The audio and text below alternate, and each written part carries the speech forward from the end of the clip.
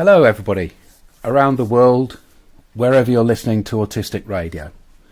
It's good to have you there, and it's enjoyable for us to make these programs for you. In a few minutes we'll be joining Harry for 5:55 p.m. every Sunday. Harry has a curated Facebook with lots of interesting articles for us to discuss. At this point I mentioned some of the things that we're doing at Autistic Radio with the backing of Autistic Association. And it's Autistic Association I want to go to. I received an email this weekend. I received an email this week with 24 hours notice before the final time that a funding application had to be put in, and it felt to me as though, even though over the last few years I've made the people who have this funding available very aware of Autistic Radio and Autistic Association, that we received the email telling us about the funding as an afterthought, or even we were not expected to have the opportunity to apply for the funding. So within 24 hours I dotted all the I's, crossed all the T's, finalised the accounts, wrote a safeguarding statement, and put together quite a long application and got it in time. It looked as though the way the funding was put together to specifically exclude autistic people organisations, APOs. It was written as though it would be necessary to have a non-autistic organisation with some input from an APO. Part of the reason I decided to go to all that trouble and all that work was to take away the excuse that we couldn't be funded because we weren't prepared and we hadn't put in the application. We will see what happens on that. But from what I saw, we not only fitted all the criteria, the proposal that we put was very appropriate for the autistic community, not just having a meaningful input from the autistic community, but from an entirely autistic organisation.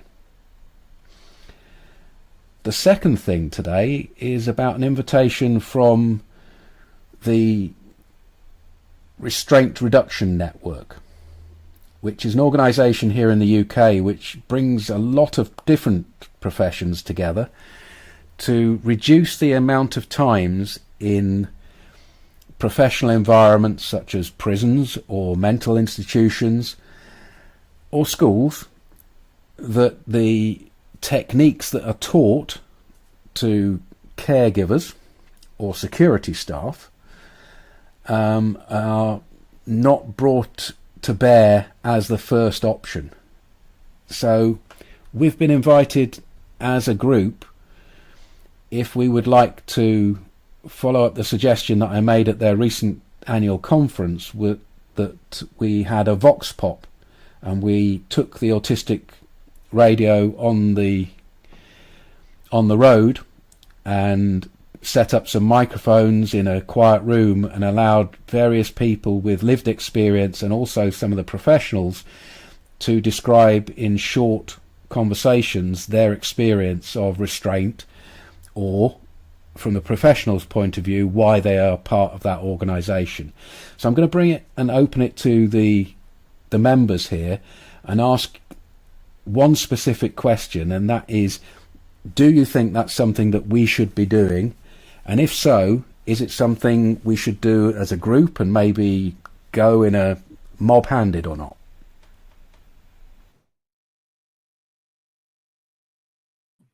Well, it seems a perfect opportunity. to go as a team somewhere and take our ideas forward and present an opportunity for others to take part as well. So I'm certainly up for that, depending on how others feel.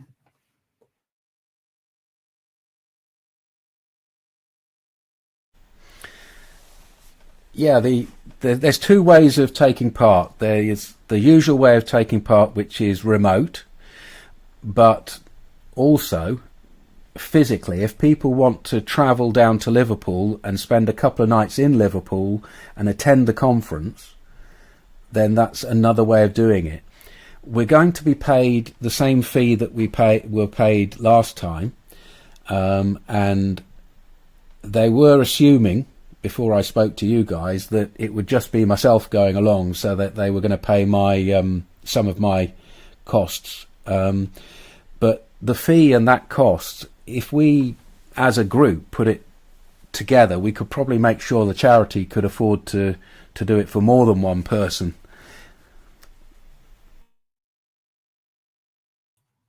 I'm tempted to say just do it like you did the last one. It's almost like Jules on tour. You're going out there to earn us a crust.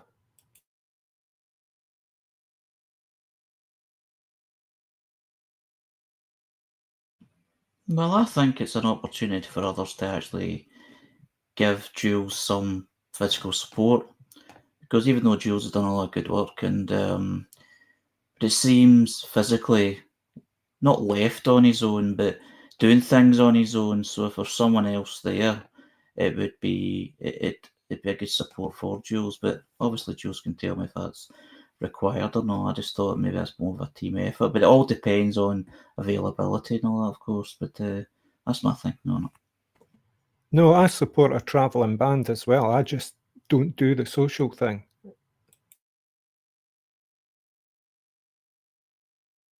I totally understand that side of it, because I struggle with that as well.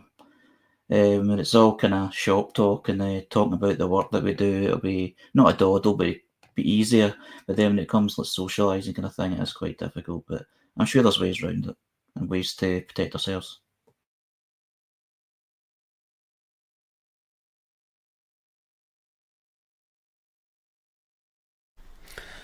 Okay, well, I'm reading in the text. We've got two people saying they don't want to do the travelling. It sounds as though our chairman, Harry, is volunteering, so that's great. I'm happy to do it. It's either way. I think it's really down to the group to decide whether they're willing to spend the money to do this. If it was myself plus another couple of people, or even another 3 people, we would have the funds to do this, and it fits within our aims of our charity. So when people have had a little bit of time to think about it, then we'll have a bit more of an open discussion. So the bit we've been looking forward to, the 555. Take it away, Harry. Thanks, Julian. Good evening, everyone. This is Harry's Facebook for Sunday, the 25th of May, 2025. And this is where we go through the Autistic Radio's Facebook page and go through the recent posts that have been shared, and we talk about them as topics of discussion. The first post is from Emergence Divergence, the Neurodivergent Ramblings of David Gray Hammond, who's an author and the neurodiversity professionals your parents warned you about. He's kind of changed his description, and that's what the new one says. And what he shared is a book that he's written, which is regarding autism and psychosis. And on the link itself, it's through Amazon, and this is what it says: A Guide to Autism and Psychosis, Personal and Professional Insights from a Psychotic Mind. In this book, David Gray Hammond takes us on a journey through the landscape of being autistic and psychotic. Using both personal and professional experience, he interweaves academic literature with personal anecdotes, giving context to the loosely studied area of psychosis in autistic people. David highlights the impact of the lack of understanding, as well as discussing how one might help an autistic person experiencing psychosis. Further to this, he considers how we might redefine the role of psychiatry in the lives of autistic people, and how we might address the social issues that contribute to psychosis. What's people's thoughts on that?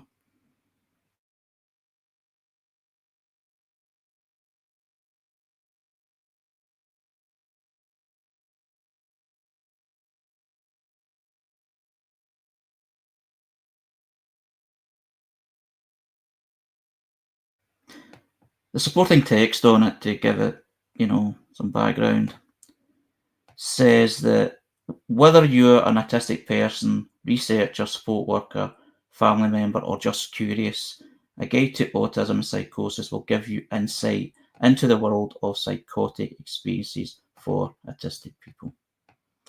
And hashtag actually autistic, autism, ADHD, and mental health. What's other thoughts?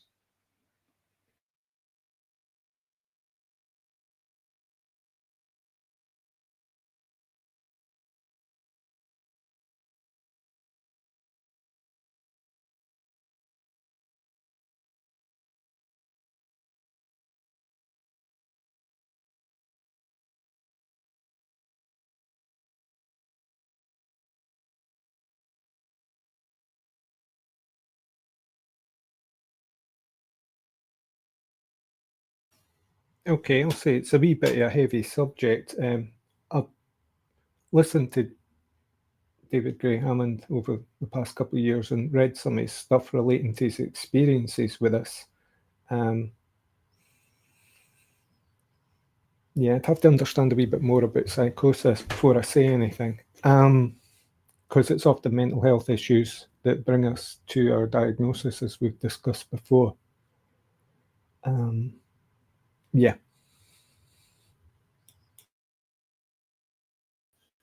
From how I understand psychosis from learning at uni and like past experiences, is that it's almost like everybody's got like a breaking point.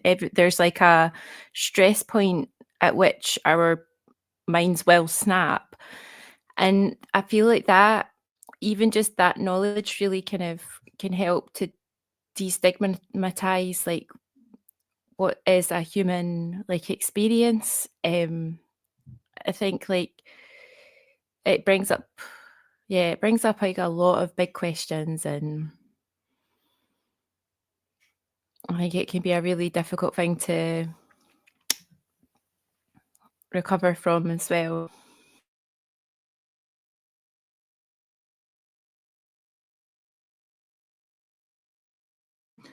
Yeah, I do understand that I've kind of started tonight with a heavy subject, which it just depends how these things come up. But I just found it very interesting about that, because there's so much that could be taken from that, either negatively or positively. And David Gray Hammond always shares very insightful stuff. Even if you may not always agree with what he says, he definitely does. He makes you think, and that's what I kind of like about this, and that's why it was shared, even though because the time I did share it, it would become first on this broadcast. But it's an interesting one. Yeah, I would like to read this book. I remember seeing a reel, a video that he'd made, and it was he was talking about how our urge to hyperfocus,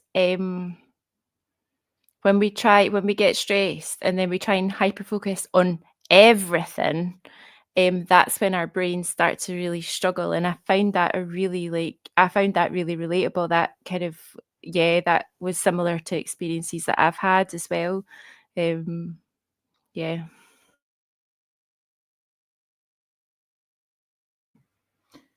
There's text shared. It's an AI overview about learning more about psychosis and psychotic disorders. Causes, symptoms and treatment. Psychosis is a term used to describe when someone experiences a loss of contact with reality. This can manifest in various ways, including hallucinations, seeing or hearing things that aren't there, delusions, firmly held beliefs that are not true, and disorganized thinking or speech.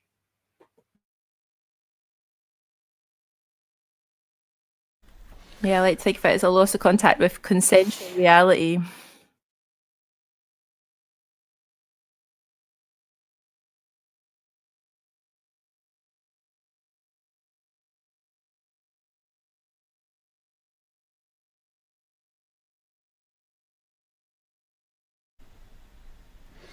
There's a number of people saying things like, I like his work a lot, and David Gray Hammond makes things an easy read, dealing with complex subjects.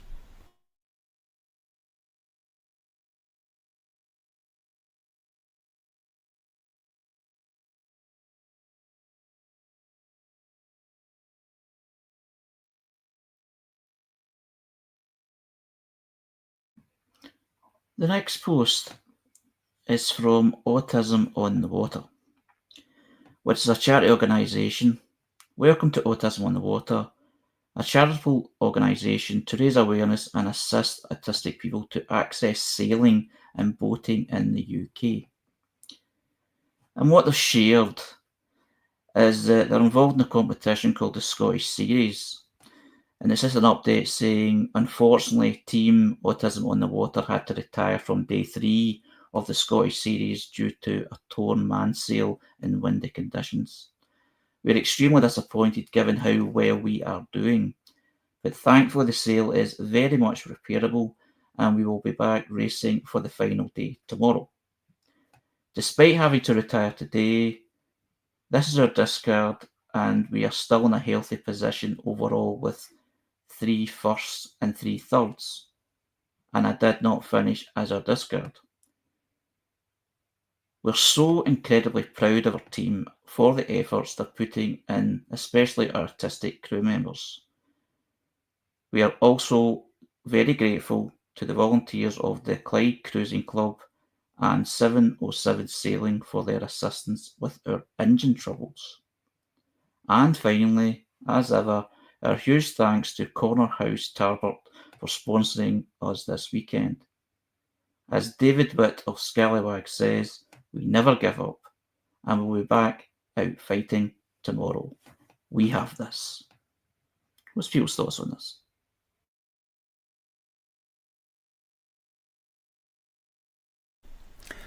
Well, it's just great to see this charity, this CIC, making it possible for autistic people to get out there, do something physical, compete, become part of a team.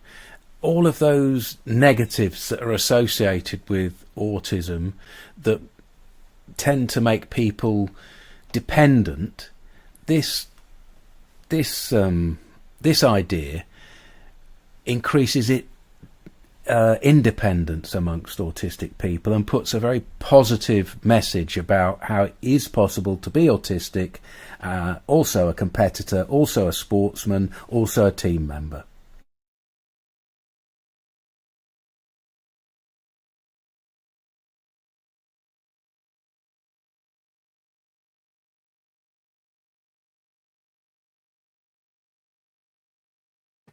Yeah, I love things like this.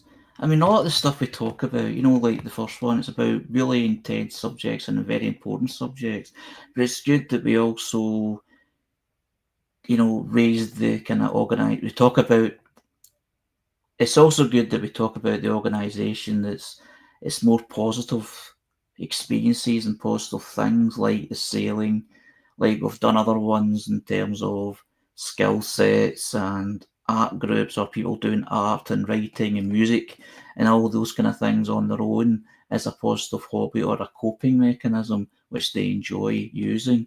And it's good that these things are out there, especially these charity organisations which from my experience, from what reading, from what they promote, is not patronising sounding, and it sounds all inclusive. And even though we're talking about something that was unfortunate and it was something that it didn't want to happen and it happened to them, was a bit of a setback, it came across very positive, because it's like, we will get there, people are helping to resolve this situation, and we've done so good so far. So that sort of language is very beneficial and helpful for people to read, especially if it's something that people may actually have some interest in, like sailing, etc.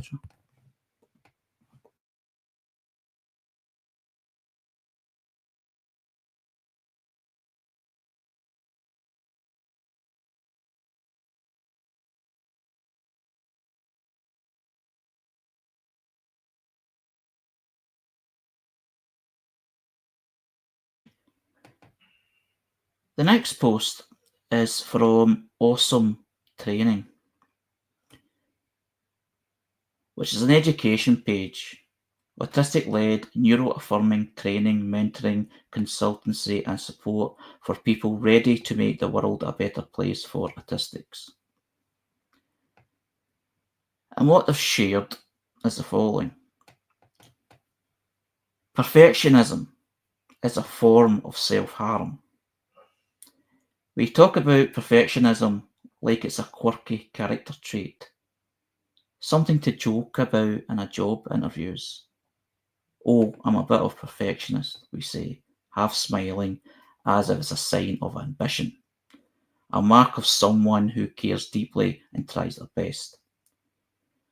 But the version of perfectionism I want to talk about today isn't funny or charming. It's not about high standards or having pride in your work. That kind of care is something else entirely, something healthy. What I'm talking about is the deep, gnawing compulsion to never be good enough. The kind that sets you up to fail over and over again because the finish line keeps moving.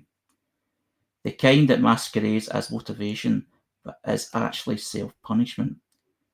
The kind that starts out as protection and ends up as self-harm.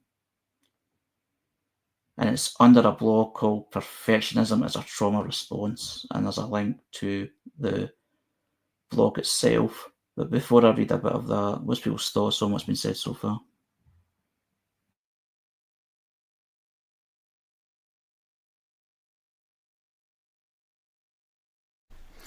I think I'm a bit uncomfortable with the absolutism that I get as a feeling from the wording here, but the sense of it, where perfectionism goes beyond a good thing and goes into something that is actually hurting us, I'm fully with.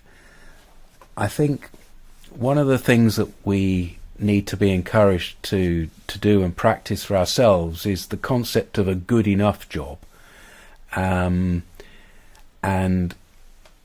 if we can adopt the idea of doing something to the 95% level and stop fiddling with it and stop spending all those hours on the last little bit, then we will actually achieve and we will get something out there, and then something else will come from it.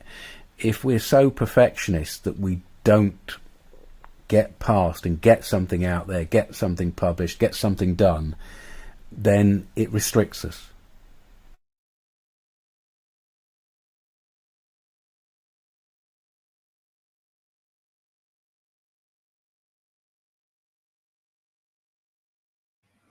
Part of the blog I'll read out on the link. The first part is just what's already been read out, but what it says is perfectionism as a trauma response. And it says perfectionism for so many of us begins with fear. Fear of being found out, fear of rejection, fear of not being loved unless we're exceptional. Maybe we were criticised constantly. Maybe we were praised only when we overperformed. Maybe we learned that mistakes made us unsafe emotionally, physically, socially. So we set out to fix that. To protect ourselves, if I just get it right, then no one can hurt me. If I'm safe, if I'm perfect, then I'm safe. Then and for a while it works, sort of. We get praise, we get noticed. We avoid blame. We control the narrative. But the price is high. The price is ourselves. Because perfectionism is a moving target. It's never arrived at, and it's never enough. So we move the goalposts, we rewrite the rules, we finish something we once thought was brilliant, and instead of resting in that achievement, we call it sloppy, embarrassing, lazy. We erase the version of ourselves that was proud a few days ago and replace them with a cruel editor who demands more perfect. And replace them with a cruel editor who demands more, better, perfect. It's quite intense, these words, but what's people's thoughts on what's been said so far?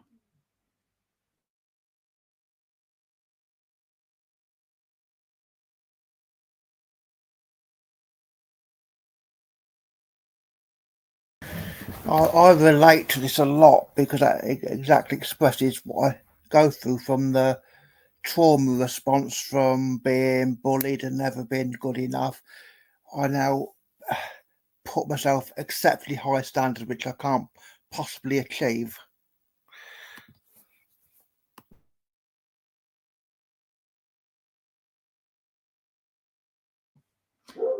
There is a comment that's saying it's all guesswork, in their opinion. I can sort of see what it's trying to say, because I do it myself. There's some days where I think, I know it's hard to believe sometimes when I even say it, that I'm absolutely brilliant because all the stuff that I've done well, and things are working out, and I feel a sense of achievement. And because the stuff that I do for the greater good, it feels great because of the society we live in. It's good that something's good's happening, amongst all the gloom. And there's pride and achievement and all that. But then there's just sometimes where you start to think, or I start to think, and I could have done it a bit better. I could have planned more ahead. So I can sort of get what some of this is saying, but it does seem quite brutal in its approach or in its narrative, even though I do get and understand why it's saying and why it's reading the way it's reading. I tend to agree with what Jules was saying earlier about,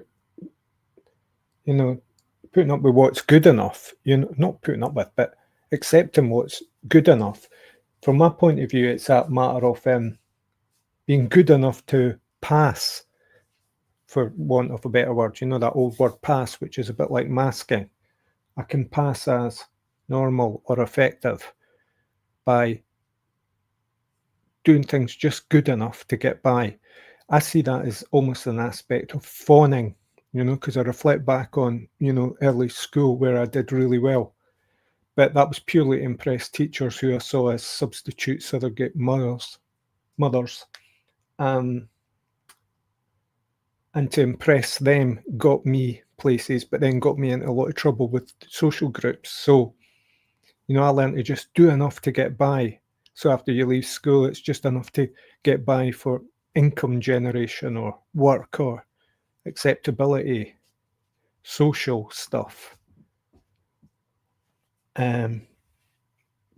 Whether that's perfectionism is another thing, Perfectionism I see as like something that's a wee bit out of control.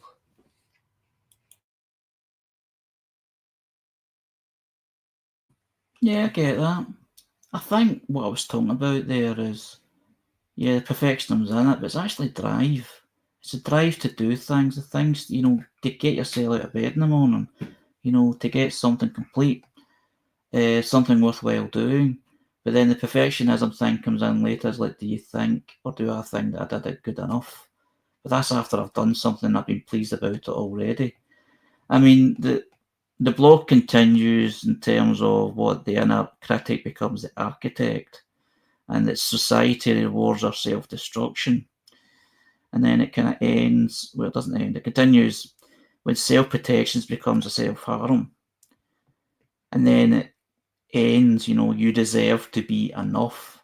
So basically what we're all talking about, I think it's just a long journey of describing what we're basically talking about from a certain narrative.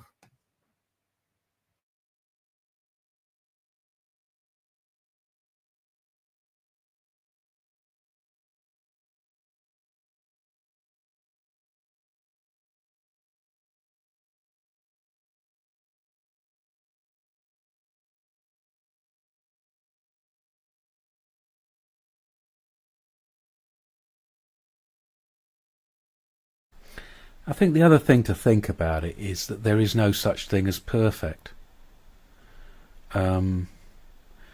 So striving for something that does not exist leaves you in that constant striving for it.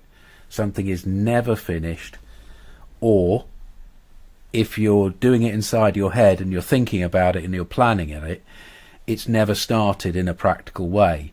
You go through a cycle where you plan it, work out how it should be, and then decide it's not possible, so you don't do it. And that all of those things are debilitating.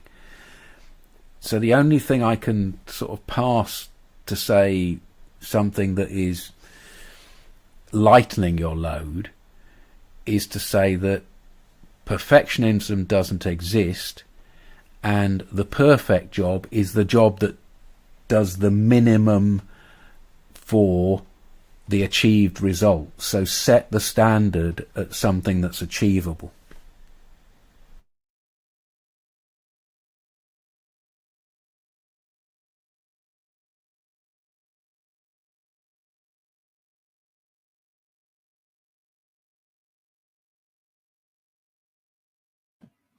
And some of the comments are saying, I never think anything I do is good enough. Everybody's idea of perfect is different. And someone else says, the greatest achievement is getting by even if you fail.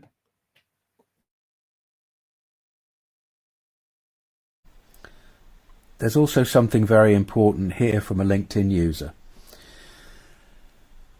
They say, my nemesis and my language holds me back. I have the words, but then they don't make sense to me, or I doubt them a lot. I doubt them a lot more now since my diagnosis, which I find frustrating. So there's a bit in that person's comment that's saying that instead of being a positive experience, diagnosis has actually undermined them, which I hope is something that will be something that they pass through. But I can see where somebody would get stuck on that. I think that's a case of like when you were using an old language and now you almost require a new language. So to use your old language doesn't make sense anymore. Now maybe you had that pre-diagnosis as well, you know, the intimations of like this language I have been given is not enough. But also it's like that explanation and representation and all that. Sometimes I think there's points in your life where that becomes meaningless. You know, it's not in a bad way, it just loses meaning for you. There's other ways of being with things and expressing things and receiving things. And it is a whole new language. It can be very frustrating, yeah.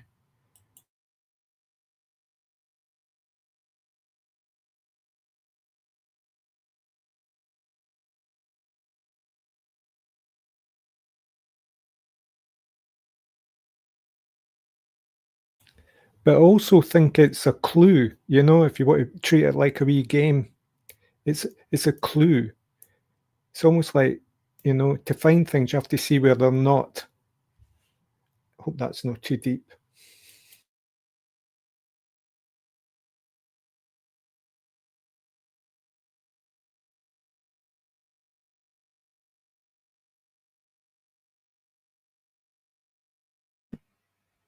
The next post is from Grove Neurodivergent Mentoring and Education.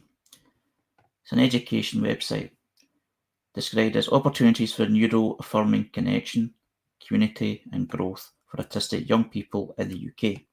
through individual mentoring, social and interest-based groups, and autistic identity programs.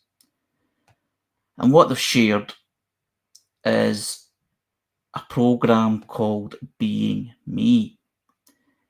And they're saying, I'm enjoying putting the finished touches to our Being Me program guide for parents and carers. As well as young people gaining self-understanding, what are we hoping for most with Being Me? That they feel less alone, that they feel a sense of belonging in the group and also in the wider autistic community, that they know there is nothing wrong with who they are and in fact they can be proud of being autistic. We don't expect them to remember every word, but we hope these feelings will become something they can remember. Most people's thoughts.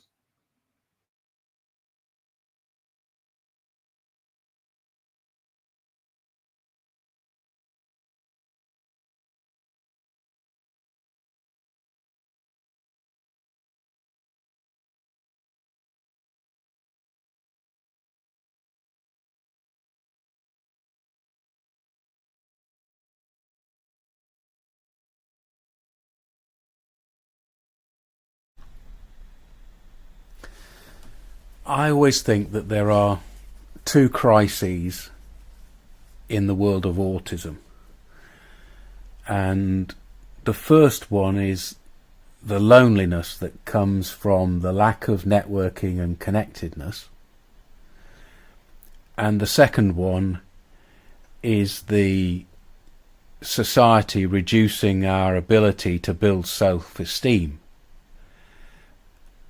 I use those two things as a catch-all for everything else that goes with it. So what I perceive here that Grove Neurodivergent Mentoring and Education is attempting to do is address both of those things. So it's something to uphold and support.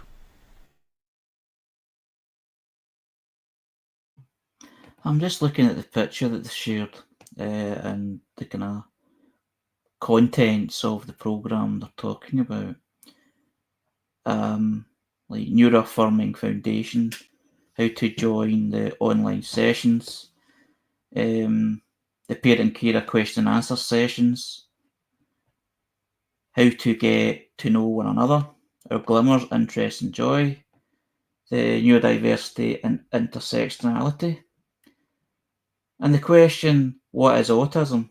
What does being autistic mean to me and others?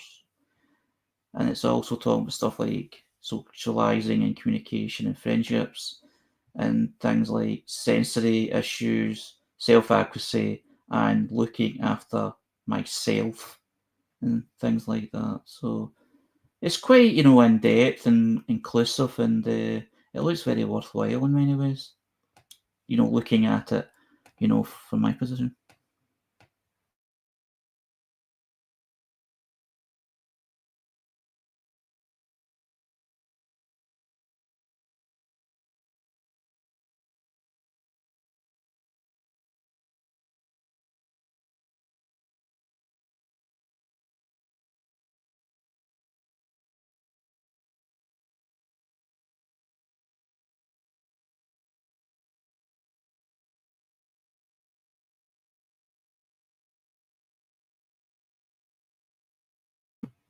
The next post is from Autistic Jazzy, which is a personal blog.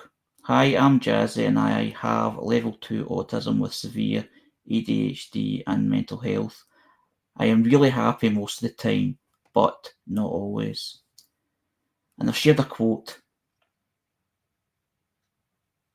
and it's their own quote. And it says, "In this house we do stimming, rocking, spinning and hand flapping. If you don't like that, you can leave." What's other thoughts?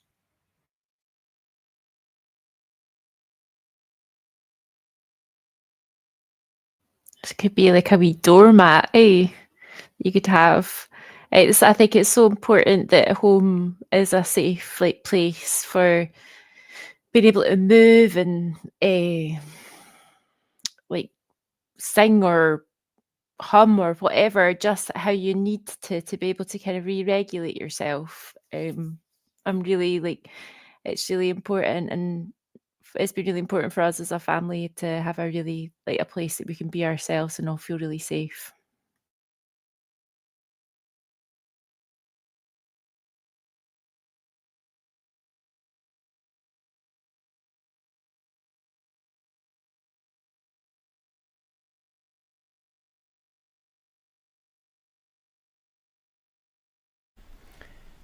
I support Nicola in that. I like the post. I like the crayons. I like the graphic. I like the colours. I just don't like the sort of slightly aggressive bit, which I understand. If you don't like it, you can leave, because it sounds a bit, I don't know. But then I know why people have to bite,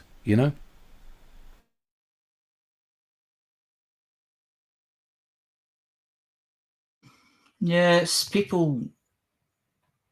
personal people basically responding to constant criticism of behaviours are looked upon others as abnormal and it shouldn't be happening. And maybe one or two people even get into someone's home and basically telling you how to live in your own home and how to behave in your own home because they're not happy with it. They feel uncomfortable with it. They just say, well, if you don't like it, don't be here. It's like a sort of defence mechanism, a quote of defiance, not being bad, but just people defending themselves, saying there's nothing wrong with what happens here. Stop judging. Because that is a big thing that affects a lot of people, is judgment.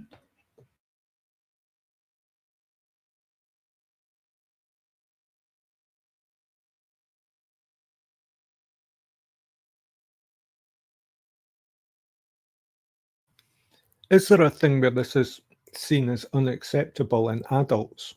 I mean, if it was a house full of kids, nobody would have the right to come in and complain about it being a noisy environment, really. What do they expect?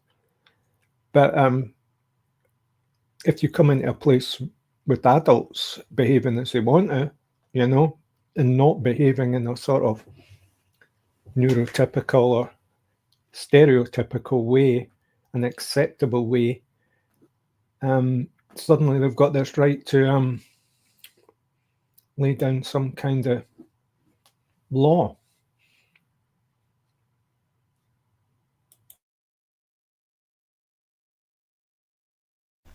Yeah, you're right, Raymond. The reason it's biting back is because people do tell us to sit still. They do tell us not to hand flap, and they do tell us to grow up. I'm a 60-year-old man. I have all kinds of stims, everything from biting my nails to sitting watching the TV, rocking on a rocking chair.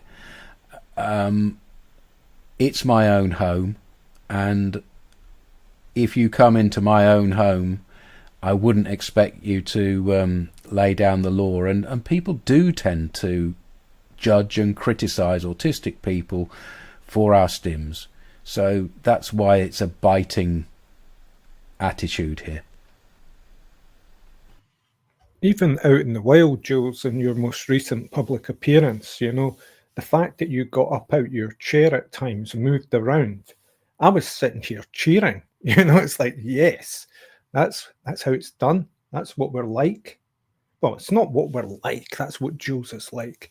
And, it's often what is seen as disconcerting to people who have been kind of conditioned and taught to sit still.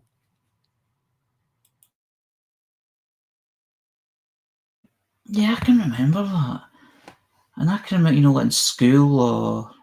In fact, actually, I do remember actually going to a hospital appointment and I was told to lie still because I was getting an x-ray, or it was something you had to sit still for about half an hour while a machine did its thing. And I moved, and the nurse or whoever was quite abrupt But I was only a young boy at the time. My dad was there. My dad did pull them up. And it's long before my diagnosis of autism. It was just more to do with, a young boy kind of moving, it's going to happen sometimes, a wee bit of patience. So there is that sort of, you must stay still and it's a sort of kind of behaviour sort of demand in many ways. Because if you move, it's like, I don't know, it's a noise or it's just something you shouldn't do.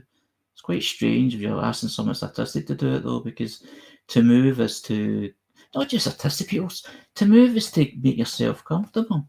So, yeah, a lot can be taken from that.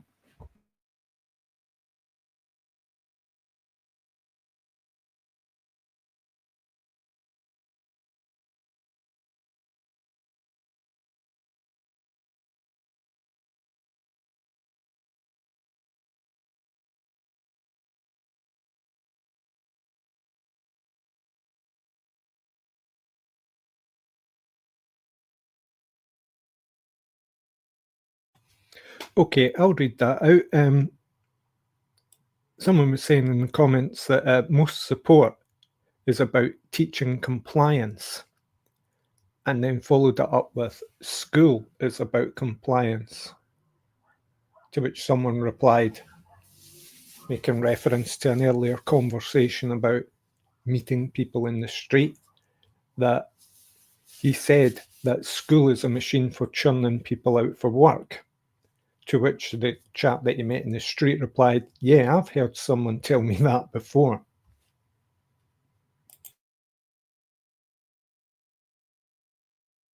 Yeah, absolutely. Even felt like that at the time. I'd been in school and it's just like, it's this, they're kind of churning you out for work. But as I've said many times before, it wasn't like they were churning you out for work, or maybe they were, but the attitude wasn't like, it wasn't just any job. It's like you had to have a career. And if you ended up doing a certain job in society, like bin lorry driver or bin man, which my dad was, or a cleaner, which my mother was, that was seen upon as failing your education, and that was the sort of compromise of what you had, or not, well, I wouldn't say punishment, but it's just like, that's just the consequence of not trying hard enough in school and not getting the right grades and all that. So it wasn't just like churning out work, it was like trying to churn out lawyers and, careers people for all over things. It was quite a strange thing to think about. And yes, the compliance thing, the way that you behave, the way that you dress, the way that you are, do as you are told. I mean, even though there has to be some sort of guidance in life, it's just sometimes it just seems so tough on children. And I would hope now it isn't as brutal as it was 30 years ago. The only reason I really moan about school a lot is because the opportunity there to discover yourself is never given. To a certain extent it is, but usually it's by accident that you find out what you like and what your passions are and what you're good at. Despite everything, you find that somehow, either through a relationship or friends or something. But the school is teaching you what it declares to be important, which is the 3 R's usually, to be able to read and write, to calculate numbers, to get by in life. These are the things that help you get by in life, and how to behave is an aspect of that. But a lot of the jobs you mentioned there, Harry, like a bin man and a cleaner, they don't necessarily teach you how to do these jobs at school. They may do in an indirect way. You put the bins out or you wipe that up, but really you think, what did they teach us, that would have been useful for us? It is just kind of like fitting in. But I'm not going to be totally negative about it. For a lot of people, that is how to do it.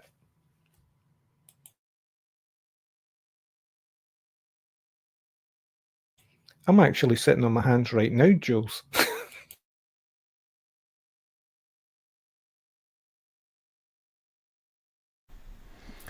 Yeah, I remember kids being told to sit on their hands if they were fidgeting at school. So I put that in the comments.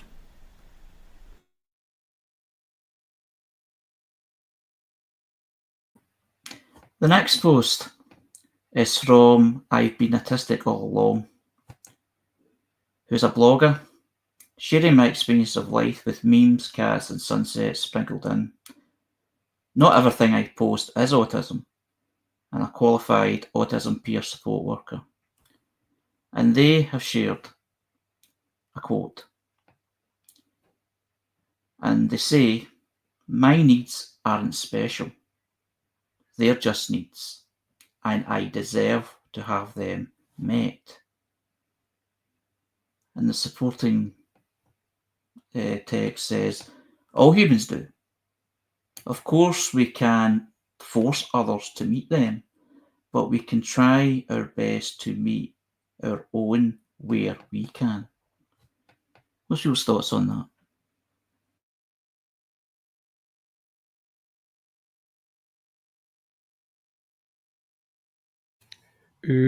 Getting your needs met is a difficult one, because first of all, what are your needs? How do you know what they are?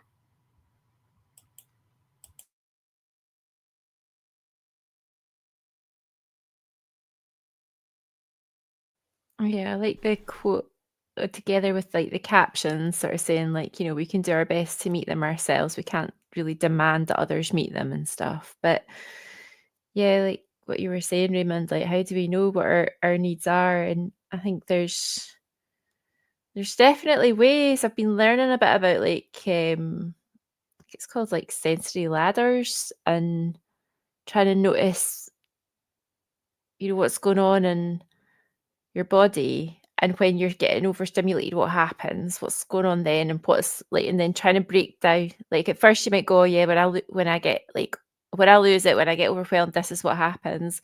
Then you can start to sort of zoom in and see what little kind of warning signs happen for you before that. And then it feels from like figuring out these feelings, then it's a bit easier to can recognize the needs. I just really wonder if you were like, it's just harder. I don't know. It feels hard learning this, like when you've spent a lot of time pushing down needs. I mean, my motivation's there because I don't want to hit burnouts, like, and I don't ever want to shut down as badly as I have in the past. But I find it really difficult, hard work to do, actually. There's all these other words like wants and desire, but I sometimes think about instinct. It's like, what is your instinct telling you? What's your gut? What's your body telling you? And you brought up a word in a discussion we had about herbs once, which was relating to, what was that word? Did it begin with an O, which was a way of relating? Yeah, the organoleptic way of experiencing herbs. So rather than going, oh, what's that plant? What does that do? It's like a much using your senses to be able to notice and tell. Like if you sort of chew a little bit of a plant, you can tell if it's got saponins. It's like 'cause it'll get kind of bubbly in your mouth. Then you can know what sort of things that, oh, that's useful for this or that. So yeah, I like what you're saying there about that kind of way of relating to the world, and it does to me feel like it's been a similar process.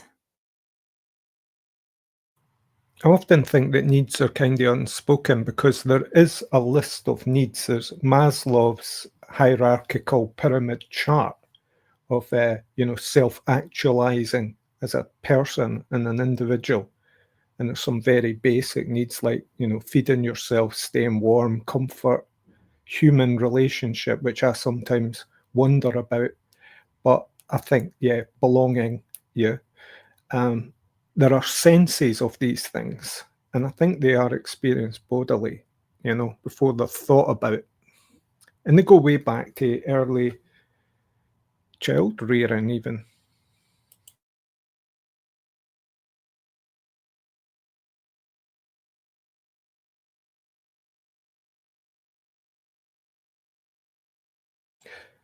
But I'm also thinking needs in an adult might be, the need to have a happy life, to feel comfortable and balanced. And that is often what I think we're asking for when we express our needs. There's something different about Nicola's situation, because she's a mother, she's got 2 kids at home, and when you're a parent, well, sorry, I think it's 2 kids at home. Okay, so scrub that for the edit. I'll start again. There's something different about Nicola's situation, because she's a mother looking after kids at home, and the parent in that situation, autistic or not, is making compromises constantly about their own needs and the needs of the family. And they're also acting as an example to their kids to enable them to follow methods that the parent uses to get their own needs met. So the balance of all of that is quite difficult, and it takes an enormous amount of energy.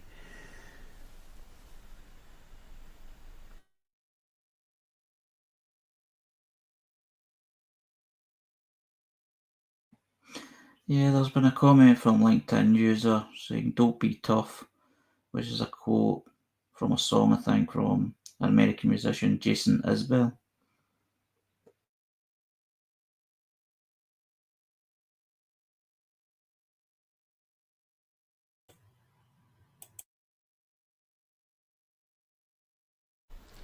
Yeah, I mean that brings in the idea a lot with men. I think I can't speak for the other genders' experience, but pretending you don't need something because you're not getting it closes you off from actually getting what you need. Being tough and manning up or denying your own needs for things can be very dangerous for your own mental well-being. So recognizing your own needs and then finding strategies to have those needs met without impinging on other people is the way forward.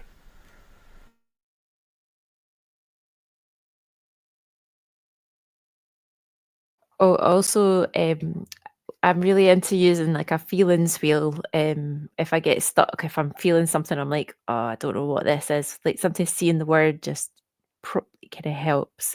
And when I was trying to find a nice looking feelings wheel to print online, I came across needs wheels as well, and I find them really great. It's like all these different human needs, like that to kind of look at them sometimes helps you connect when you can find the right word. So yeah, it was easy to Google. You can just Google needs wheel.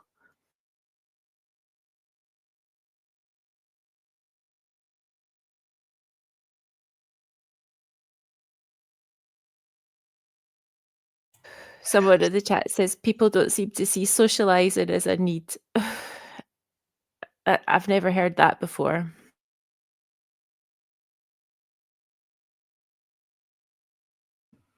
Well, it's certainly true. I do agree with that comment. Well, I think I might know where that person's coming from, because I remember first dealing with autism professionals, and I couldn't get them to see that one of the things that we needed as an autism group or an autistic group was networking, and it was the networking of us that brought forward things like socializing. So it does seem that there can be a mistake in identifying us and seeing us as entirely separate from the rest of humanity rather than the social beings that we are. I like the word participation in that context, because you can be social and non-social.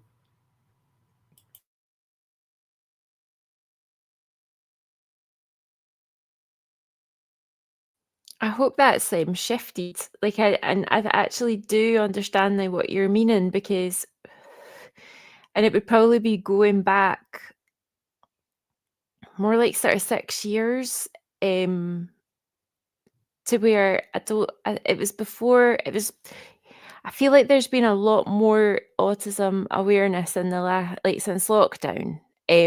But before that, even, and I remember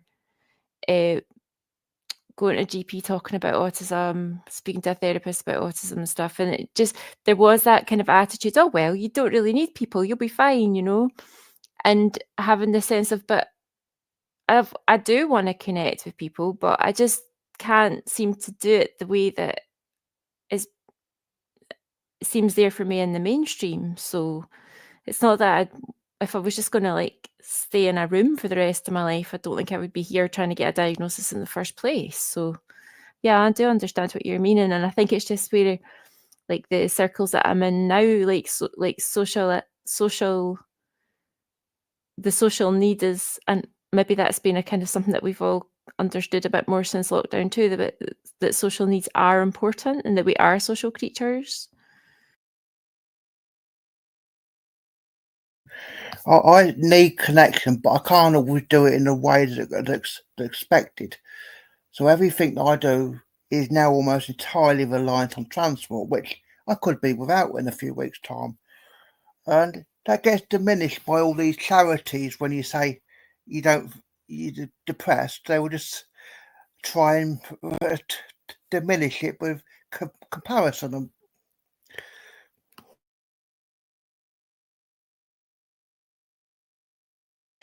I'd also say, like, I don't socialize a lot in real life, and my social needs are quite well met online. I enjoy it means I enjoy my real life more, and I do have some in real life connections, and I really value them. But I would say volume wise, I'm more comfortable here. You know, this is social to me. In relation to that, Nick, I always wonder, like, you know, if we were born like maybe 100 years ago or even 50 or 60 years ago, would we be letter writers, you know, communicating through text, waiting for the mailman, you know, sending telegraphs even, you know? But then again, life back then would have been demanding in another way, that you could not really ever be isolated. Or perhaps you could, because I read a lot about writers who lived kind of isolated lives in rural, people during the war who had to be stuck away in like really barren parts of Scotland and wrote great novels out there, and had very minimal relationships, which were all very, very exciting in their way. I think I would have definitely been a letter writer. As a kid in the 90s, I had a lot of international pen pals. I loved that. I felt so close to them, and didn't really have many connections here. So yeah, for sure. Or even build your own ham radio and get into shortwave. Yeah, I really think we need to do this, Jules, by the way. Can we have like some analog radio situation, please?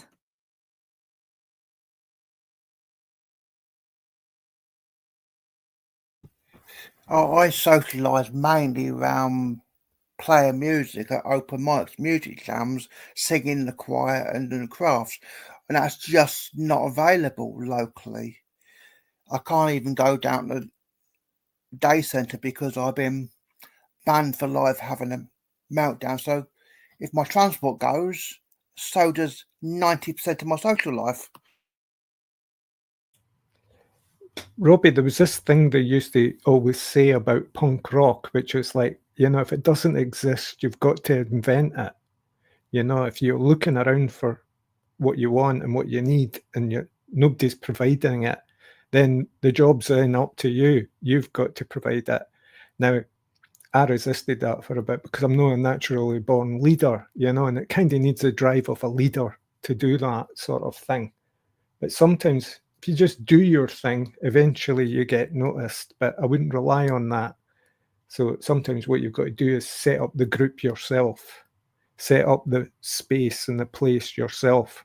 I'm not saying you go and do that and put the pressure on you.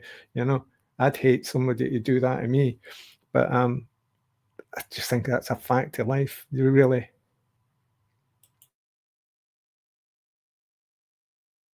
I'm doing that with like a peer support group here, and it's like been such hard work. It's been ages in the making, and we're getting our way through constitution and stuff now. But like now that I've got people kind of working alongside me on it, it's the best feeling. It's so good, and like it reminds me of this little YouTube video I saw ages ago, and it was like at a festival, and this one person just.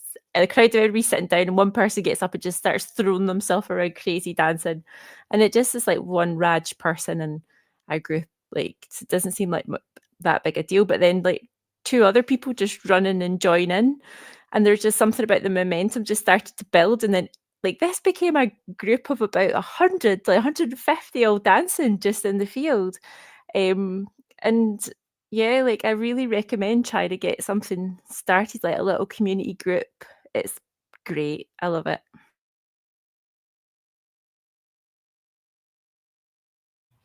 Yeah, I was going to have an open door policy where I just left my door open and turned my house into a shop and sold stuff and, you know, broke millions of laws by doing that. But friends that I expressed this idea to kept coming at me negative things like, oh, you'll just get ripped off, man. You know, oh no, letting people in your house, oh, you'll get robbed, you know, and all that.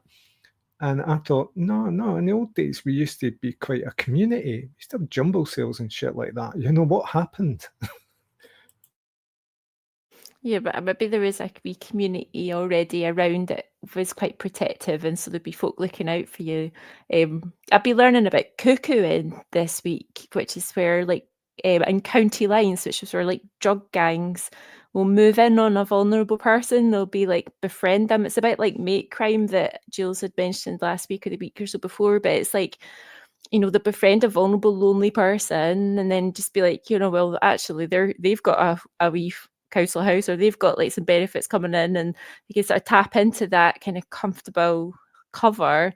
And before you know it, there's somebody who's like knee deep in a big problem. And there are organisations that are sort of specialising in trying to help people out of that. But I think a lot of people can get in quite bad ways. On Not to be YouTube. so negative. No. On YouTube, you can find a Channel 4 documentary specifically about that, where people were being used for mail shots.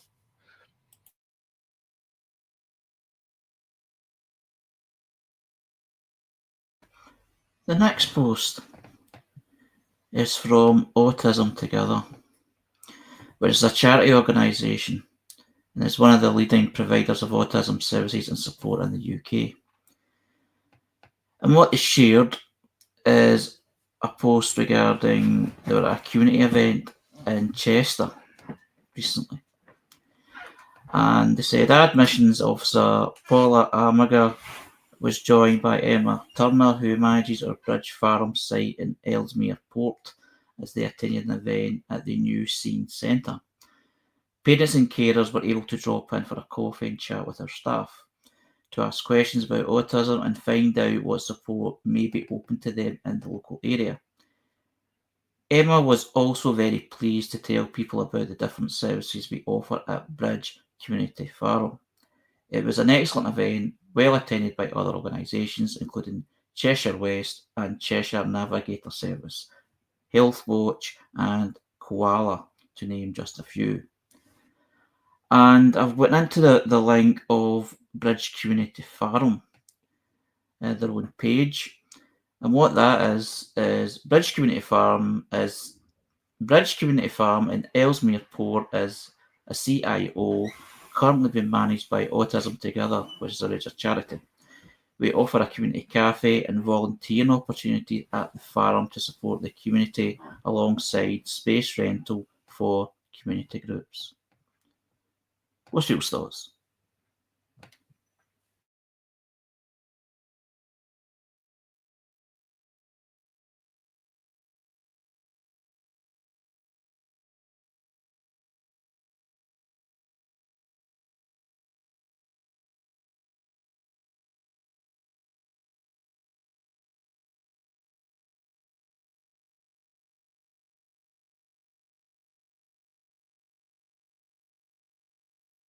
just think it's great that they've got a wee premises to be able to do this stuff from, and it can be quite hard to deliver services because getting spaces to work from can be so hard, and we've been able to sort of tap into different community centres to be able to get space and things like that. But yeah, what a great resource, and I hope it goes well for them.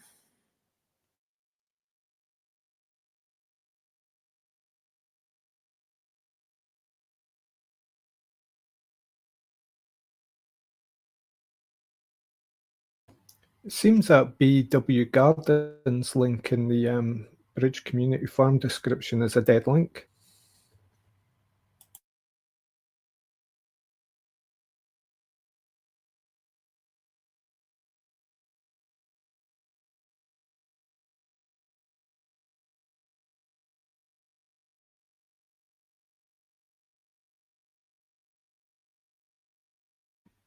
The next post is from Autistic Not Weird, which is a community page, and it's articles and insight about autism from Chris Bonello, an autistic author, advocate, speaker, and former teacher. And all articles copyright Chris Bonello 2015 to 2025. And what is shared is the following. Some teachers make the mistake of seeing differentiation. Some teachers make the mistake. Some teachers make the mistake of seeing differentiation as giving more opportunities to the clever kids and less opportunities to the END kids. This is entirely wrong and it's harmful. Real meaningful differentiation means giving the same opportunities to all the students, but making them more accessible based on their needs. And what it says also is it's not about offering more or less opportunity. It's about accessibility of opportunity. A few years ago, I was speaking at the SEND conference, and the speaker after me was the lead SEND Ofsted inspector, Ofsted being the UK's school inspectorate. In the interest of integrity, I gave my honest views about Ofsted's inflexibility when it comes to the teaching methods, and was expecting quite a counter-argument when the inspector took the stage. What I didn't expect was for him to begin his speech by saying, "Hello everyone, I'm not going to give a counter-argument to anything Chris said, because he is absolutely right." So yeah, Ofsted accredited a criticism of Ofsted. More to the point though, he came up to me afterwards and asked me to send him the quote from my speech, because he wanted to use it in an Ofsted SEND staff training. So I made the following for him. What's people's thoughts on this post?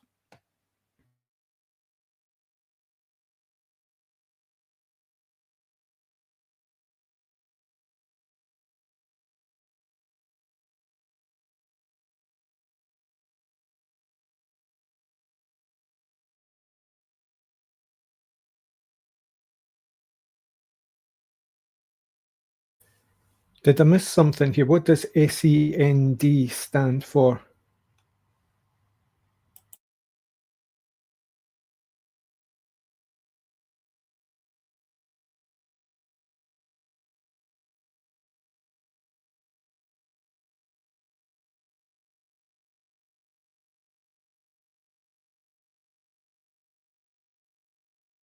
Sorry, I'm just having a look on that. Special educational needs and disabilities. So I just googled it.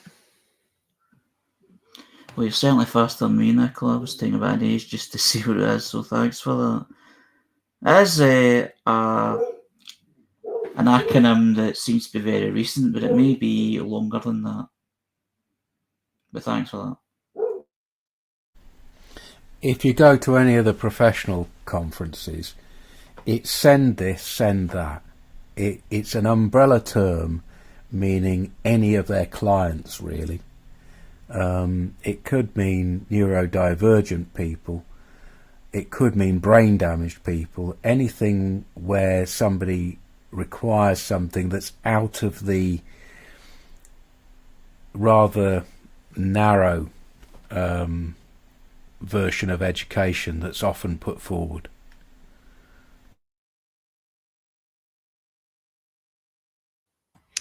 So what? Like, Sorry. yeah, I was just going to say, sometimes I find myself feeling more comfortable. I don't know if that's important, with like additional support needs rather than these special needs. It just feels like additional needs just does, I don't know, it just feels a bit better to me. I'm wondering what this first line means. It's not about offering more or less opportunity, it's about accessibility of opportunity. Is that stating that there is no opportunity being offered at all? I think what it said above in the thing is giving more opportunities to the clever kids and less opportunities to the send kids. But then accessibility of opportunity. Not quite getting this clear in my head.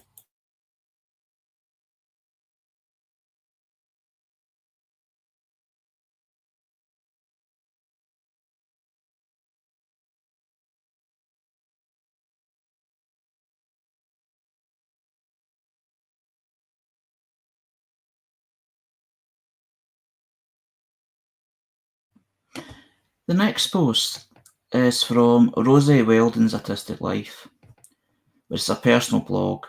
I am an autistic adult that shares my life openly and honestly online. And she shared a quote. Autistic life is spending so much mental energy just getting through the day. What's people's thoughts on that?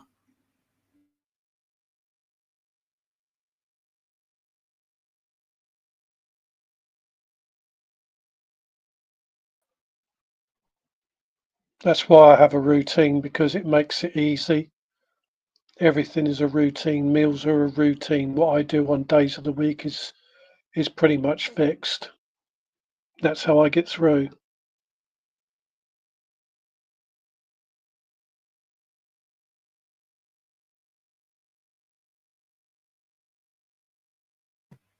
Yes, that is very important, because many people in society who will feel they're stuck in a rut, feel lost, is the lack of routine, but being stuck in a vicious cycle. So they're in some kind of routine, but it's quite negative. But it doesn't feel like a routine that they have control over. But if they create a routine and are able to get a routine that's more positive minded, it feels that that's like the step forward for a coping mechanism, just to get yourself either out of bed, or if you're housebound quite a lot, just to get out the door and go somewhere, like going to a shop, or even just going for a walk in a park on a quiet day. And it's maybe something you do every day that maybe kind of gets you going. Just something to look forward to doing. I think that's the main thing as well. It's like something that makes sense, and in many ways in the routine, something to look forward to, and that includes, having meals at set times, etc. It just depends on the person and what they're looking to do and how to move forward.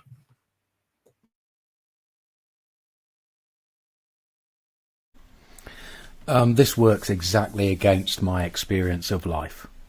And that is why I feel sometimes as though I am on the margins of the autism or autistic community, because I do not feel that my autism is just about extending my mental energy just to get through the day.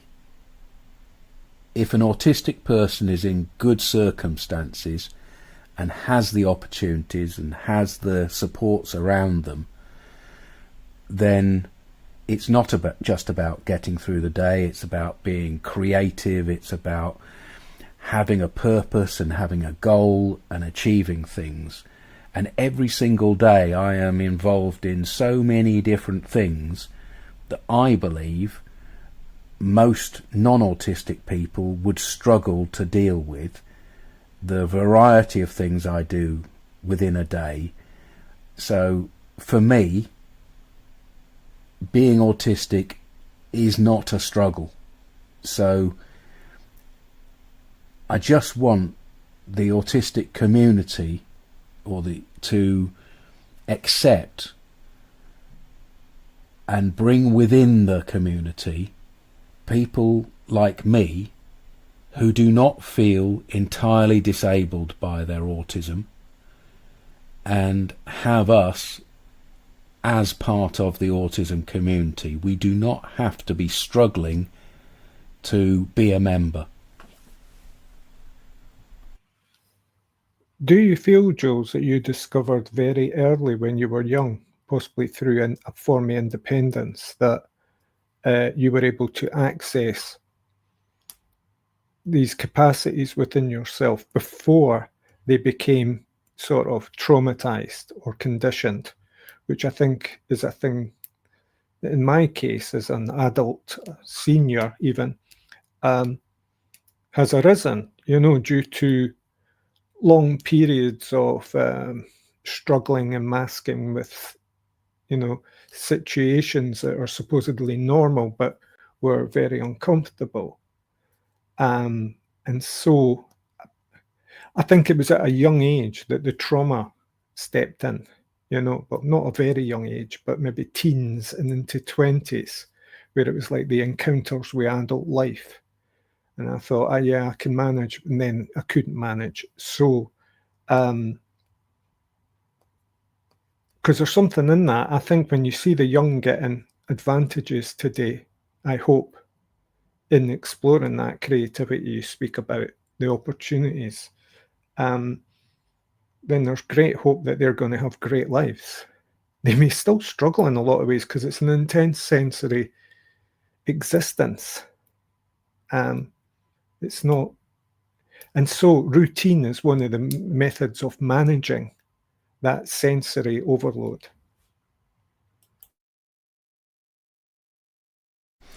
I recognise everything that people talk about, using routines as a way of stopping being overstimulated. All these things that I recognise. But I've been fortunate, and I think you're right. I have not been traumatised in the way that so many autistic people have been traumatised. And trauma is not the necessary requirement to be part of the club. There are many autistic people that I know who have managed to avoid bullying. I have never been bullied, and they've managed to avoid trauma. I have to say that I had the opportunity, and I dropped out of society when I was 16, and I left, and I went off with my tent and my bicycle, and I was entirely independent, so nobody had the control over me. And that continued until I got into society in the ages of 20. So it's a fortunate situation.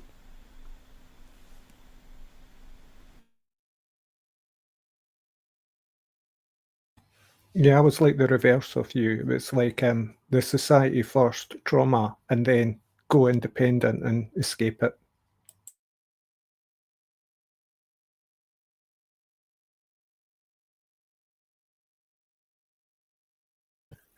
For me, it isn't the autism that's causes the extra use of energy. It's a lack of accommodations to meet my needs. When I was supported by my father, I didn't have this problem, but now I'm having to do things in a way that's not natural to me.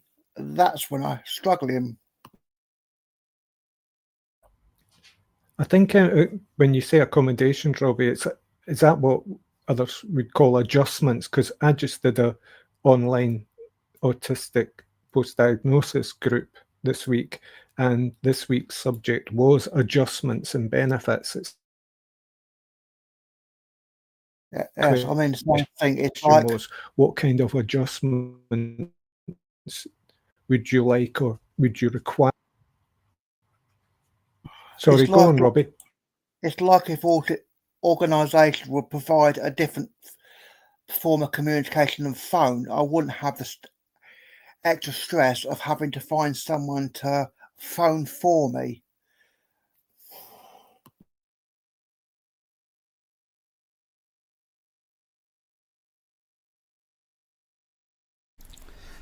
I think that you can illustrate the difference between adjustments and accommodations by what Robbie has just said.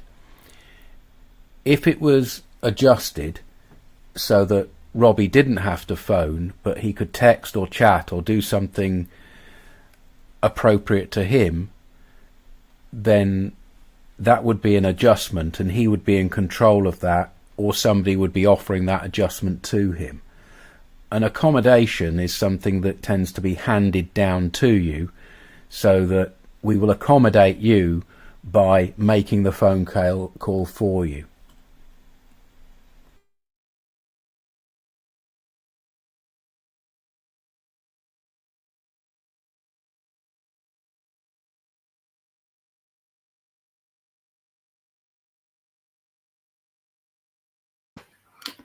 The next post is from Swan Autism Scotland.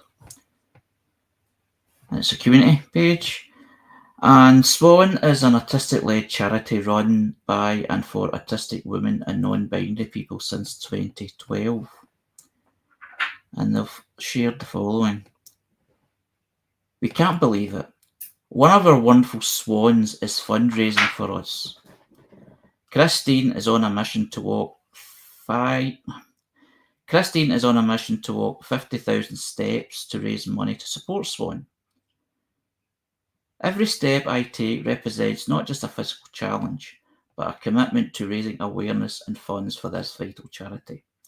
I'm aiming to raise £500 to contribute towards Swan initiatives, providing resources and support through courses, training, advocacy, and safe spaces to socialise.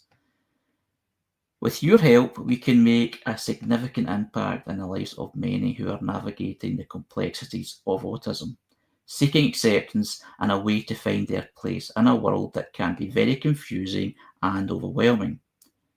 She's already well on her way to achieving her massive step count.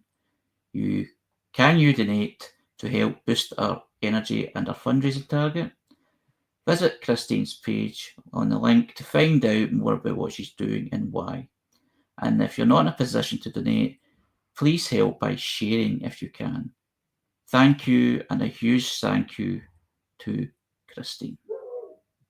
And it's a link provided through Just Giving, Christine's fundraiser for Swan Autism Scotland. What's your thoughts?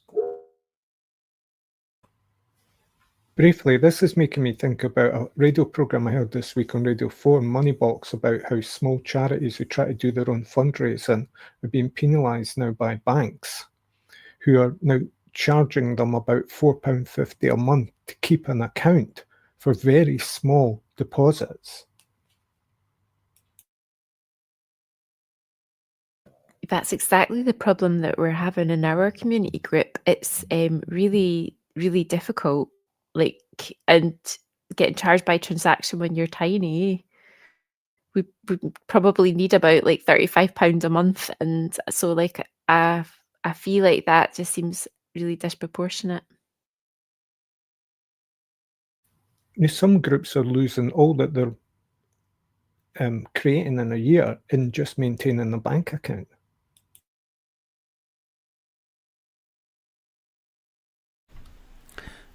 There are ways around this. Most organisations, for their accounting, simply need to provide records, and it's unnecessary for them to have a bank account in the name of the organisation. Where it becomes necessary is when they become incorporated into something like a charity,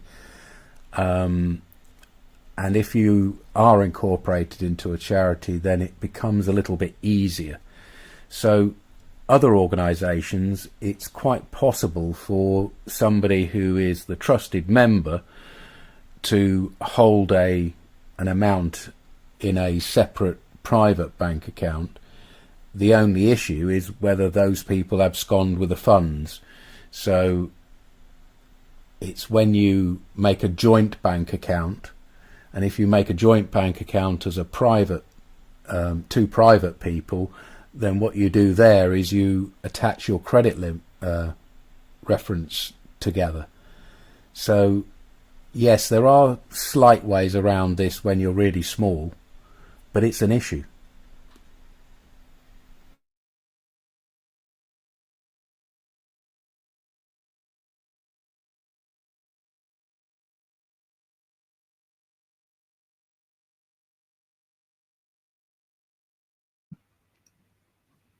Well, thanks everyone for discussion tonight. We're just kind of running out of time. It's been a great discussion, and it started quite intensely, but thankfully through natural kind of theme of the way that I kind of share it, it actually comes through, different, both positive posts and topics that we touch on throughout the podcast. It's absolutely fantastic. And people's views and interpretations, that's what adds to the whole conversation. It's not just one or two different opinions. It's like 3 or 4, sometimes 5 or 6 different viewpoints, which adds to the conversation and even adds to even learning new things and information that's out there. So thank you once again. And of course, thank you to the people that share these posts, which make these conversations possible. So this is Harry's Facebook for 25th of May 2025, which is part of the Spectrum Voices Conversations 5:55 p.m. to 7:30 p.m. UK time on Facebook Live and on other platforms including YouTube and LinkedIn. So thank you once again, and now I'll hand over to Jules. Thank you for your work again, Harry. Here we'll talk about the work we do with Autistic Association that supports Autistic Radio.